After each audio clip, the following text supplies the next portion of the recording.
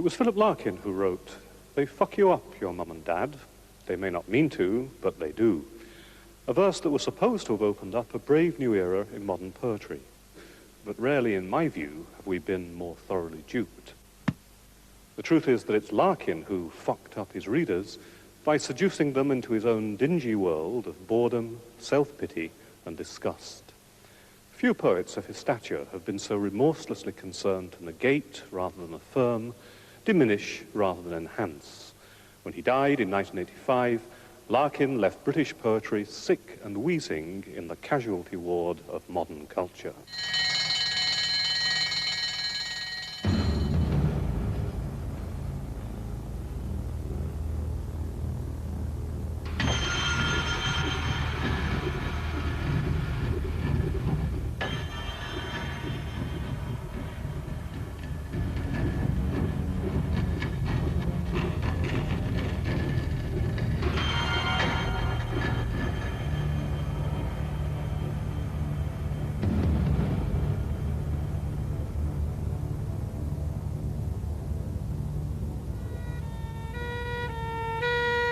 All know they are going to die. Not yet, perhaps not here, but in the end, and somewhere like this. That is what it means, this clean-sliced cliff, a struggle to transcend the thought of dying. For unless its powers outbuild cathedrals, nothing contravenes the coming dark, though crowds each evening try, with wasteful, weak, propitiatory flowers. Philip Larkin is a British institution, a plain-speaking poet, easy to read and technically accomplished. A quintessentially English poet, in fact, who commands enormous loyalty from poets, critics, politicians, and millions of readers. But whatever else you go to Larkin for, it certainly isn't for a good laugh. It's a drab world that Larkin invites us into, of suffering and solitude, sexual disappointment and the fear of death. But it has its own melancholy appeal, a dying fall here, an artful touch of pathos there. Talking in bed ought to be easiest. Lying together there goes back so far, an emblem of two people being honest.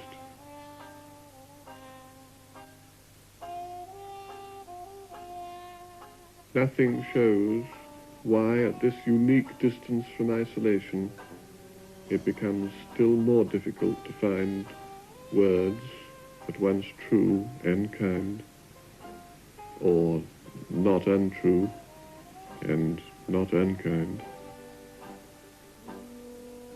To be true, but unkind, Larkin could find words for poems, but not for people. He had a deep fear of human involvement, and the only poem in which he urges us to be kind is about a dead hedgehog. Deprivation is for me what daffodils are to Wordsworth, he once remarked. He was a professional grouser who didn't mind confessing what a poor thing his life actually was. Man hands on misery to man. It deepens like a coastal shelf. Get out as early as you can, and don't have any kids yourself. That was the public grouser, but it was only when he wrote to his friends that Larkin felt able to reveal his true and altogether less endearing social views. I want to see them starving, the so-called working class, their wages weekly halving, their women stewing grass. When I drive out each morning in one of my new suits, I want to find them fawning to clean my car and boots. Larkin's life was a study in timidity and evasion. He was born in Coventry in 1922, where, as he says, his childhood was unspent. He missed out on the call-up because of his short-sightedness, so he spent the war quietly in a blacked-out and butterless Oxford.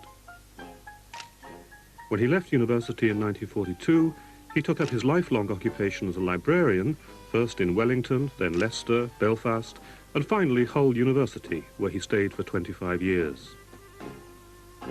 Though he always pretended to be a very bad librarian. and never on duty, always late, never there when Sir George called up from the council chamber, you know. In fact, he liked it very much. The whole setting was symbolically apt for Larkin. As the 20th century unfolded its wars and revolutions, he cowered behind the book stacks in this remote provincial outpost and would have fallen over the edge if he'd fled any further. I think he made a virtue of necessity to some extent, but he liked being Hull and liked being the biggest fish in, forgive me, Hull, not a very huge pond. It was a life of studied meagreness. He didn't like foreigners, marriage, children, the poor, homosexuals, intellectual debate, or having to go out. In fact, come to think of it, he didn't like much at all.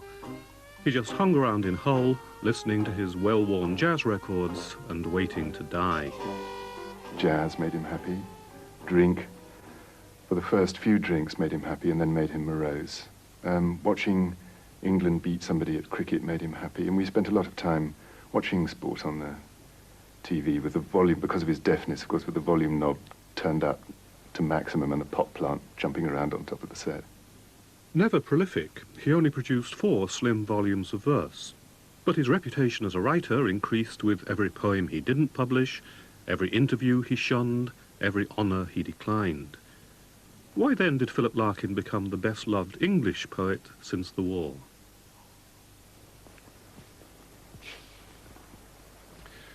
Larkin started off as part of the so-called movement in the 50s when the British literary managers were desperately searching for a new hero. We'd had our first league figures back in the 1920s, Pound, Yeats, Eliot, but they all laboured under the disadvantage of not being English. They belonged to a cosmopolitan avant-garde, and their work was sinisterly highbrow, larded with fancy allusions to foreign Johnnies we'd never heard of. Things perked up a bit in the 30s when we had our own homegrown band of poets led by W.H. Auden. But if Auden was English, he was also a Red, which was hardly the ticket, and he lived in Greenwich Village rather than Guildford. There was Betjeman, of course, but his obsession with teddy bears was a bit of an embarrassment. And there was Sylvia Plath, but she was American too, and possibly a trifle unhinged. If Larkin hadn't existed then, he would have had to have been invented. You've got to remember that one of the things that Larkin, and for that matter Kingsley Amis, and that generation had in common was either a positive dislike or certainly a very considerable distrust of what was generally known as abroad. What's wrong with this version of Englishness is its solipsistic enclosedness, and then its assumption of authority over other views of England. This is the perennial English problem, by the way, that certain writers get assumed by, let's say, the establishment to be the writers that count, and others get marginalised.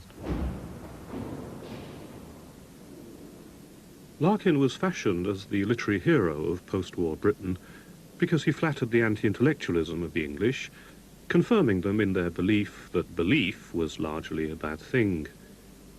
He set the seal on their parochialism, sponsoring the idea that free verse begins at Calais.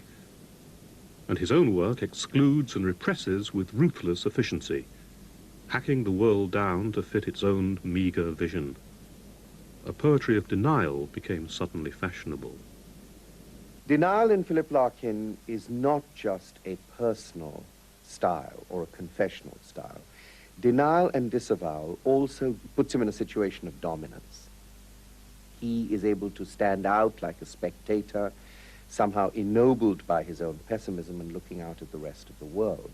And Larkin's poetry at its worst is, of course, drenched with the, the sadness of things. And to that extent it does minister to something that's English and, I think, disreputable. The problem is he can only then look at the rest of the world voyeuristically. He is unable to represent different ways of living. He's unable to represent the question of gender or women's existence in a productive or probing way. They all become part of his own story. But Larkin's disaffection belongs very clearly to its place and time. The veterans march past their queen. Here we were, post-war Britain, a minor-major nation, and this major minor poet reflected the fact. A society in accelerating industrial decline, bereft of its imperial glory, with no big brave causes left. And here's Larkin, an end-of-ideology poet, sceptical, low-key, distrustful of the big idea or the grand gesture. Clearly he was not celebrating England, but he was celebrating English weaknesses. He was celebrating English pessimism. He was celebrating English lugubriousness. And those may not be positive things, but they were English things. And I think he was very much suited to that very English and very little English decade.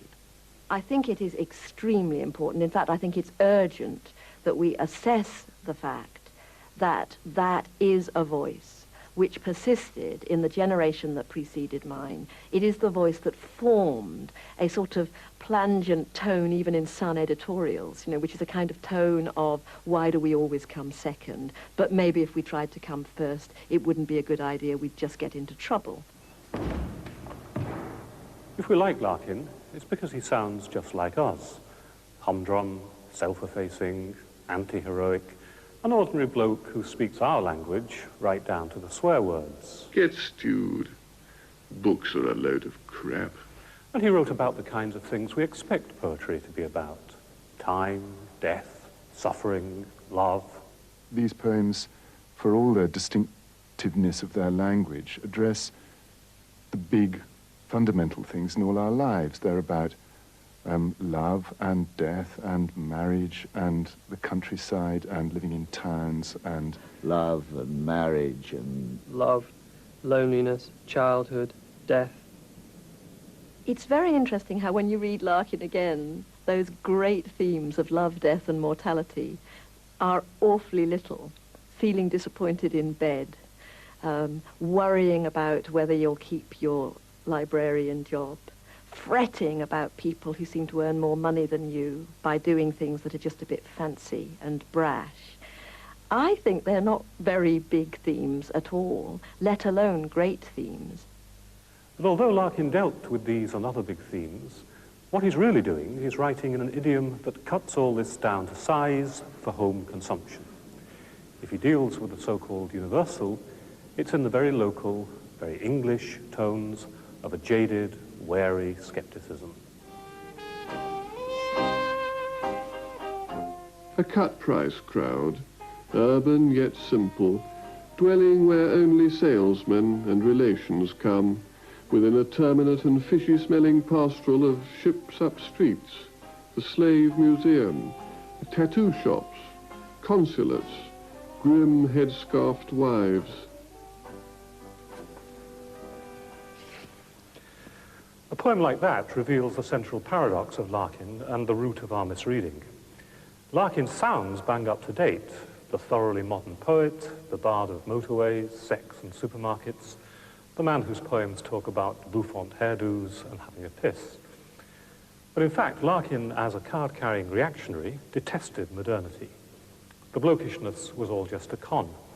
For all his boozy colloquialisms and interest in jazz, Philip Larkin was a throwback. Larkin was heralded as the new voice of the 50s. He was part of the so-called movement. Movement were a generation of poets and novelists who came to prominence in the early 50s. Philip Larkin, most famously, but also Kingsley Amis with his novel Lucky Jim. They were in reaction against Dylan Thomas and all his romantic exuberance, and they were also in reaction against T.S. Eliot and Ezra Pound and modernism.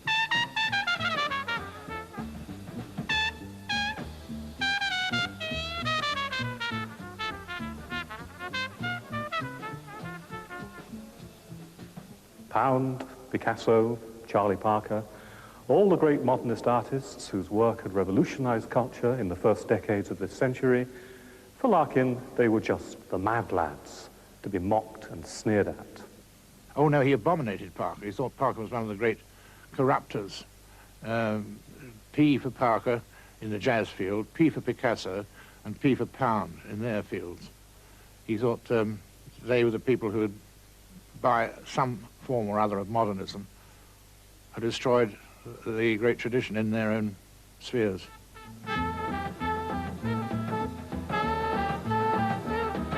The disaster for British poetry was that Larkin was acclaimed as modern, when in fact he set his face against just about every creative experiment the 20th century offered.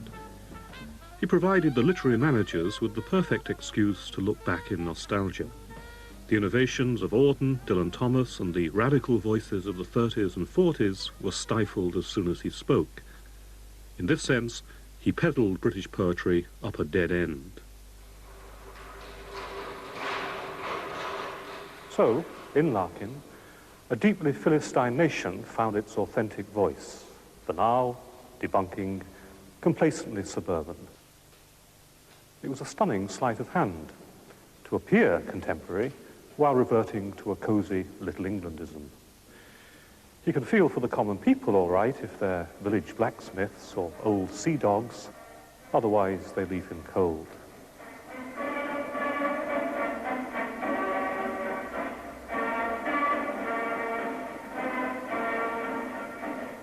If you travel behind glass, which is what Larkin tends to do, you are automatically cut off from the people you ostensibly are commenting on and offering to know about. What does go wrong with Larkin's view of England is that he writes off lives which he knows little about.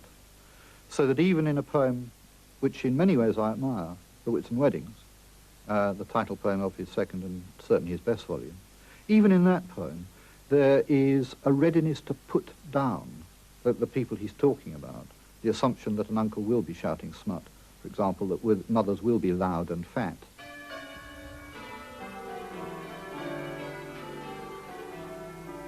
Once we started, though, we passed them, grinning and pomaded, girls in parodies of fashion, heels and veils, all posed irresolutely, watching us go, as if out on the end of an event, waving goodbye to something that survived it.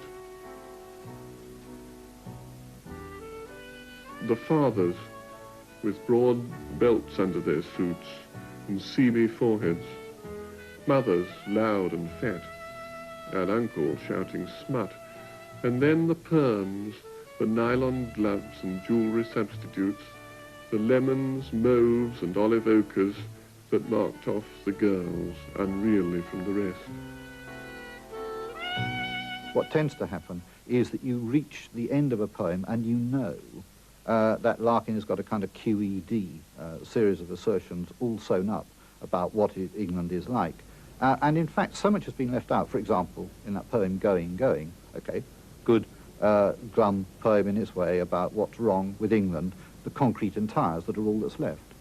Who put the concrete and tyres there? Why doesn't he talk, if he's going to write about going, about the England that is responsible for the concrete and tyres? Why? Because he can't talk about Mrs. Thatcher, whom he adores. He can't, in other words, I know it's a pre-Thatcherian poem, but he can't actually direct his anger and scorn against the very people who are responsible for the England he fears and detests, because actually, officially, they are the England that he's on the side of. And that's what leads to a kind of hollowness and if you like, a dipping down into pathos. The pathos, in fact, of one whom the world leaves cold. Larkin just couldn't connect. The typical stance in the poetry is neutral, detached, spectatorial. We find him gazing voyeuristically through a window at newlyweds or jiving teenagers, and part of him yearns to join them. But the wiser part forbids. Better to remain solitary, alienated, than to endure the pain of human entanglement. One of the great and besetting sins of English poetry is pathos, because pathos always deflects hard anger. And yet, in fact, there are lots of poems where Larkin ought to be angry. And going for pathos is simply a way of denying the political complications of what he's unearthed in the course of writing the poem in order to produce the final dying fall.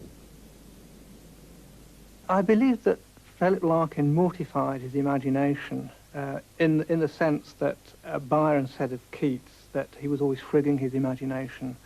Larkin actually seemed to deliberately starve it. In a late poem, he actually talked about shutting out whatever he's doing the damage. By this, he meant that he didn't read anymore, he didn't know who the names were in the papers, he never travelled. He deliberately shut down on all the sort of experiences that most poets use to feed themselves and keep themselves going. He was not keen on foreign places or foreign culture. And once when asked, Mr. Larkin, do you read much foreign poetry? His reply was, foreign poetry?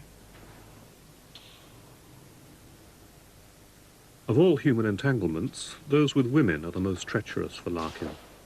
They mean mess, pain, and complication. He certainly wants us to believe that his sex life either didn't happen at all, or that it got off to a really woefully late start. Sexual intercourse began in 1963, rather late for me, etc. My view now is that, in fact, he had precisely as much sex with other people as he wanted. And that is to say that perhaps he didn't want it very much with other people. Sex with himself was another matter, and I think he wanted quite a lot of that. But sex with other people was troublesome, it got in the way of your work, it was expensive, a whole range of sort of clenched, irritated responses, which originally I think were tremendously to do with shyness.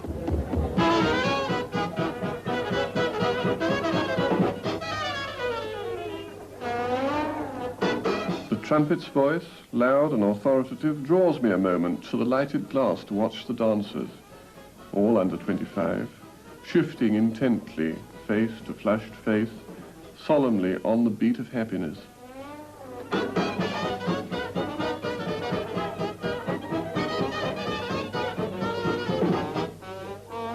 Also, I fancy, sensing the smoke and sweat, the wonderful feel of girls. Why be out here? But then, why be in there? Sex, yes, but what is sex? Surely to think the lion's share of happiness is found by couples. Sheer inaccuracy as far as I'm concerned.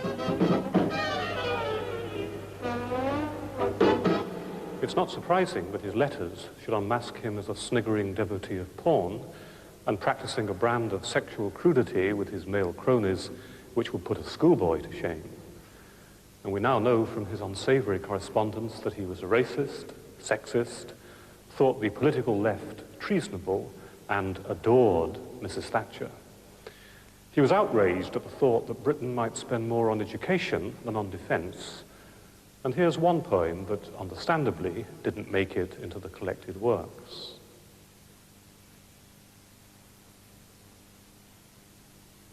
It's got its terrific sting in the tail, but it seems quite harmless while it's getting there, because it seems to be said lightly. I don't think he ever wrote or said anything absolutely lightly that he didn't mean.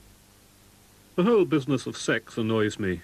As far as I can see, all women are stupid beings. I read that, you know, I'm a miserable sort of fellow writing a kind of welfare state sub-poetry. Doing it well, perhaps, but it isn't really what poetry is, and it isn't really the sort of poetry we want. But I wonder whether it ever occurs to the writer of criticism like that really one agrees with them. But what one writes is based so much on the kind of person one is and the kind of environment one's had and has now that one doesn't really choose the poetry one writes. One writes the kind of poetry one has to write. What Larkin lacks, increasingly, I think, in his poetry, is a curiosity about ways of life which he's not sure of, and which he can therefore take up attitudes towards. And in High Windows, there's far too much attitudinizing and far too little really good poetry.